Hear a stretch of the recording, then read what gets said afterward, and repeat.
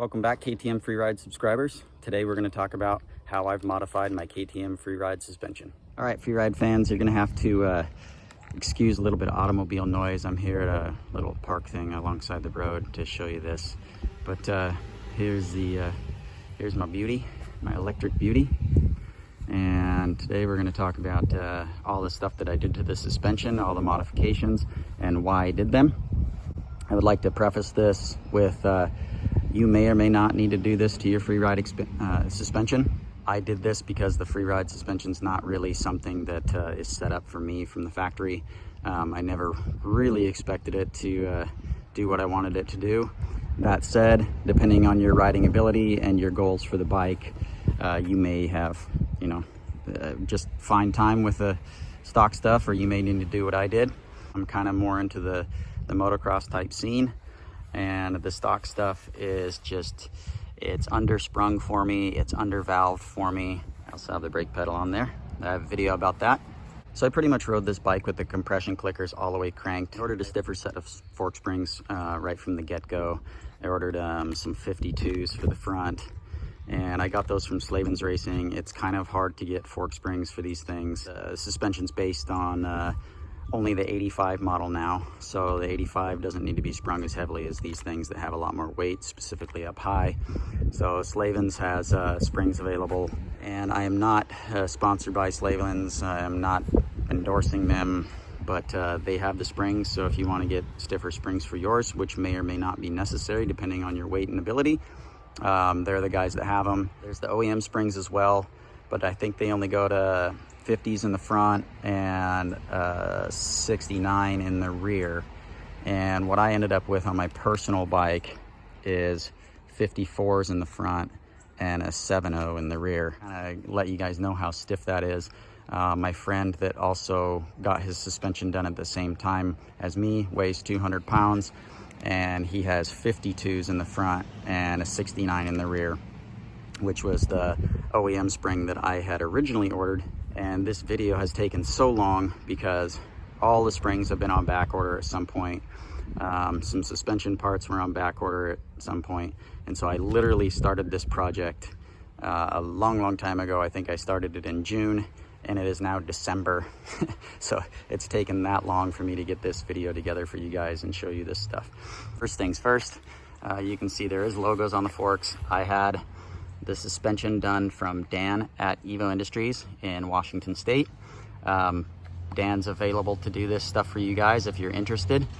I'm going to talk about my settings a little bit, but I highly recommend that you don't do my settings and you just talk to Dan about your specific needs for your suspension, for your riding conditions. Dan is an expert.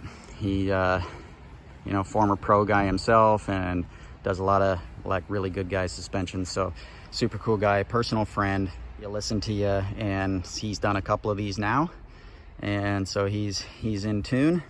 What we did and why we did it is the original KTM suspension uses the Explorer units all the way around, and the Explorer units have only have damping in the one side and rebound in the other side. So one fork is compression and one fork is rebound. That's a good design for trail riding and simplicity because you have the knobs on the top right there. You have one compression and one rebound on the other side. The problem with that is that being that only one fork is compression, it creates a lot of cavitation. Basically, it creates a lot of air bubbles and stuff in the fork because it's doing so much work.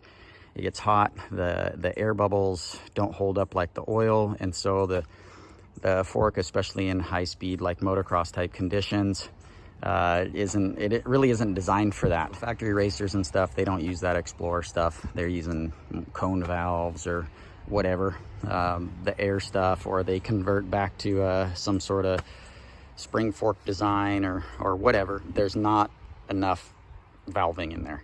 That's the bottom line. And so these bikes also come really bouncy, and they just have a lot of rebound, too much rebound for motocross type applications. And so they're kind of a hybrid trials bike type thing, trail rider, single track, beginner oriented bike. Just not set up for me, and it may not be set up for a bunch of you guys that want to use it as like a backyard jumper, kind of like I am. So Prepare to be disappointed in the suspension on the Freeride if you're an advanced rider. If you're a beginner rider, you probably won't really know the difference too much unless you're really heavy. It's good at eating up little roots and stuff from the factory. I am gonna show you real quick what came out of these forks. So these are all the original parts that came out. And what those parts are is the fork now has a base valve in it, a compression base valve down here. So each one of these forks has a clicker on the bottom, just like a Japanese motocross bike would. And then up on the top, both fork caps are rebound. They come with these little fancy aluminum things, but I'm into the stock look. And you can also see I have the little bleeders on there. But you have a rebound on the top now and compression on the bottom. So what Dan did for me is he installed a kit, and at first we were gonna make one, but a lot of parts were on back order, and I was just getting a little bit too antsy because I wanted to get this thing done and I wanted to race at motocross. So we ended up going with an aftermarket kit from KTM. And so what that did is it replaced the stock mid valve with a new mid valve, and then it got those base valves that I was talking about. Dan's a personal friend. He's seen me ride. He knows the people I ride with. He knows my skill level. And so basically what we did is we valved this thing for 150-pound intermediate level motocross racer. That changes the valving completely in the forks. There is a lot slower rebound in the valving that Dan did for me. And of course the suspension is kind of, the valving is a little stiffer. And kind of what I mean by that is the suspension has a lot more what's called hold up. Trail racing type bikes, the suspension rides a little bit further down into the stroke. Think of like off-road trophy trucks where you see them like squatted and then they go over a bump and you see the suspension unload a whole bunch.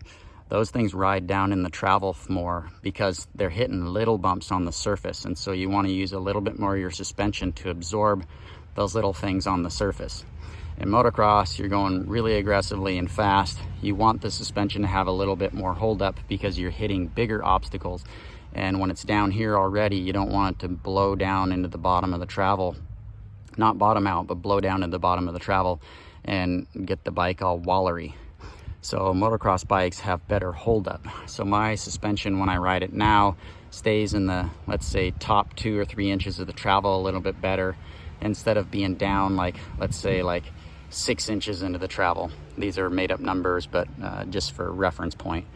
It's not as like soggy and squatty as it used to be, and it doesn't bounce like it used to. It's, you sit on it and it's just real firm feeling.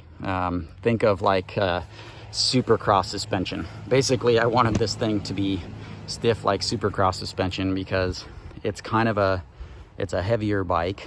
It's not heavy by any means, but they're 244 pounds or something like that.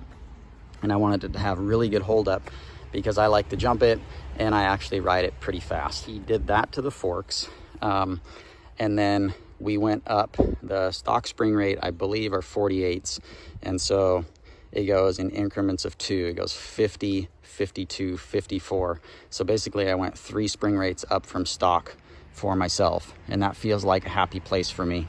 And then I preloaded 4 millimeters in the fork caps. I've ridden it a couple times. I'm riding right in the middle of the range. I think there's 30 clicks in the bike and I'm right at like 15. I might do like 2 more clicks stiffer. And so that's what I've done on the forks. And inside here, the shock is really hard to access on the Freerides. If you don't know, there is a little tiny hole that you cannot probably see in the video in there to access the clicker.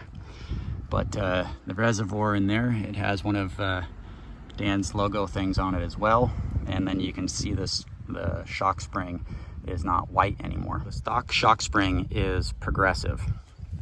Progressive spring on the rear means that just like in the front, the top part of the travel, there's a softer spring rate. And so when you're riding the bike, it hits all those little bumps in that softer range. In the middle, it gets a little bit stiffer, and in the bottom, it's even stiffer. So you have basically a triple rate spring. And a lot of people do that because this is a PDS bike, which means it has no linkage. And so sometimes they'll do that to make up for the lack of the linkage angles, if that's the right terminology. Anyway, I do not like progressive springs on my bike because they ride down too low in the travel, and then they waller back and forth when you're really aggressive on them. It doesn't look like the jumps are very big in the videos, but they have steep faces on them, and I hit them at between 18 and 28 miles an hour typically, and the bike would bottom out so hard on the faces of the jumps that it would actually hurt my wrists. So the stock spring rate was okay when I would ride on like cross-country style grass course stuff, but it was not okay in any kind of motocross application at all, because it would already be halfway through the travel, and then I would bottom out on the faces of jumps, and then I would bottom out when I land. And the valving, the compression valving was not firm enough, and the rebound valving was too fast, and the spring rate was just kind of too mushy. So I have what's called a straight rate spring on there now, which means it's only one rate all the way through. But anyway, it's a 70, and I did that so that it would hold up really well. Like, if you look at charts for these things, I've got this bike sprung like a 230-pound guy, but they never anticipated the use that I'm using this thing for. 230-pound guy on grass, you know, doing a cross-country style track probably would run spring rates like this, but that's not really me, and that's not really what I want it for. I want it for jumping and more motocross kind of tailored applications. So we didn't put any special parts in the rear shock. All we did was revalve the stock shock. So I still have a little bit of tweaking to do to it. The springs on there, I actually haven't ridden with this spring yet, but it feels much different already than the stock spring that I have ridden with. And I've also ridden my buddy's bike that had my spring on it in the 69 rate. We gutted the forks, put new parts in there, just revalved the rear shock using stock equipment. When he does it, he also puts a brand new seal head in it. Probably wondering how much this cost. No, it's not cheap. The whole setup ended up costing about $900 for the parts and Dan's labor to rebuild the fork and shock. Maybe $850, somewhere around $900, just so you know. And then you're gonna have shipping to and from your location. And then I added springs to it. So with the shipping on the springs, they were basically $150 at each end. So I've got roughly $1,200 into the suspension, and then you're gonna have to buy some fork oil for the front. So you're looking at somewhere around like $1,250 all done and said. And I'll tell you right now, it feels awesome. It's way more forgiving if you come up short on jumps and stuff.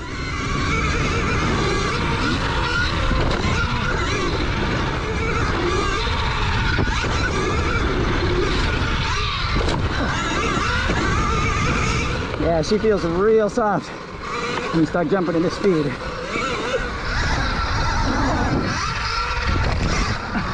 Oh shit. Well, it's a good thing I had the Dan suspension. It's a completely and entirely different animal. It has so much more hold up. It doesn't squat and waller anymore. I can't recommend it enough if you're gonna use this thing as kind of your like little go fast backyard bike or arena cross bike or whatever you have plans for it. But it works way differently. One of the other things I did to take some of the waller out of the back end of the bike was I put a low profile tire on it. Is much lower profile than the stock. It's like 2 inches lower profile than the stock. So that gives it a little bit more of that kind of motocross ground hold in corners. It doesn't roll over on itself. So if you want to make your free ride work a little better right off the get-go here without sending it off to Dan yet, first thing I would do is probably stiffen up the high-speed compression on your rear shock, and then dial the rebound much slower, much slower, and then turn the compression clickers up. That will give you a little bit more hold up in the bike and make it handle a little bit better. The problem is when you start turning the clickers too much, it'll start to get harsh, And then that's another characteristic of the Explorer system that doesn't have enough valving in it. So you can go slightly cheaper options. You could go with the single-sided valving where they don't put new guts in the fork, and it will make a big difference. Electric Cycle Rider had Race Tech guts put in his shock. I'm sure those help as well. This wasn't a budget build at all. I was basically sparing no expense on this thing. I didn't care. I just wanted it to work right because I have so much fun on this thing. But you could also put a 7-weight fork oil in your fork, which is what I did after a little while. I put the stiffer springs in it at first, and I put some 7-weight oil in there to try and slow the rebound valving just a little bit. Ultimately, I couldn't get it to work right for what I wanted it to do. This is not trail suspension setup now. It's going to work horrible for that. It's for higher speed, bigger bumps and jumps. All right, so that's what I had for the Freeride Curious today. That's my suspension. I'm super excited about it.